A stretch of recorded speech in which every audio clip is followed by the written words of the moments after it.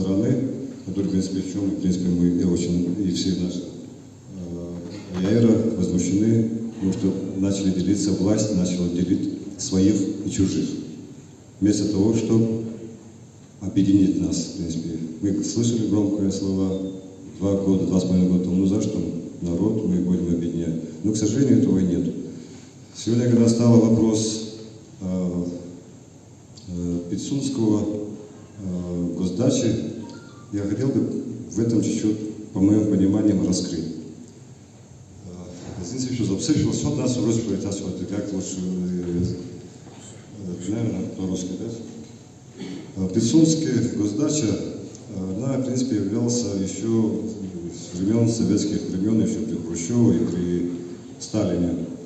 В 92-м, после развала Советского Союза, она стала частной собственностью как ее территориальности, так и других территориальностей, в частной собственности Республики Абхазия. В 1995 году было заключено соглашение между Федеральной службой охраны Российской Федерации, соглашение о передаче ее в аренду.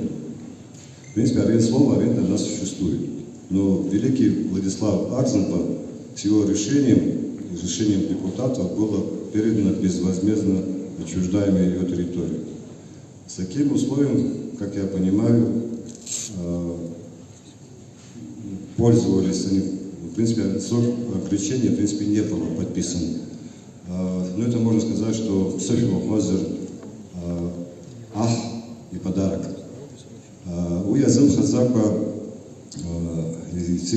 президента Асануглос Гесипаду Язым Хазапа и другие соглашения сердца Яхвамхо, соглашение, второе соглашение глава государства Аслан Бжанев подписал.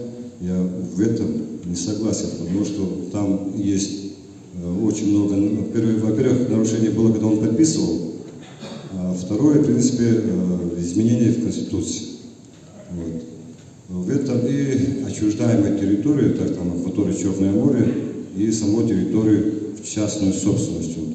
Хочу в этом более чуть-чуть подробно обратить на ваше внимание, как я понимаю, в принципе, я думаю, что я правильно понимаю, в договоре, во втором соглашении, в принципе, формулярно, который он подписал в Москве, я не знаю, правда, где в Москве или в Сочи, где он подписывал, было подписано, поскольку я знаю, около 22 соглашения, в том числе Пицунское. Вернусь к этой Пицунской госдаче. На втором соглашении, вы знаете, как она массируется в нашем обществе, наших боевых друзей, вы знаете, была пожизненно, было без ограничения срок давности, а мы, знаете, мы сделали на 49 лет аренды. Знаете, как-то ухо режет, как-то слышал, пожизненно, здесь 49 лет аренды. Ну, естественно, как некоторые понимают, 49 лет это, конечно, не пожизненно или там так далее. Но самое главное, но аренда и в частной собственности передачи Федеральной службы охраны. Вот она в чем вся и заключается. То есть, как подпишут соглашение, Абхазская республика больше к этому отношения иметь не будет.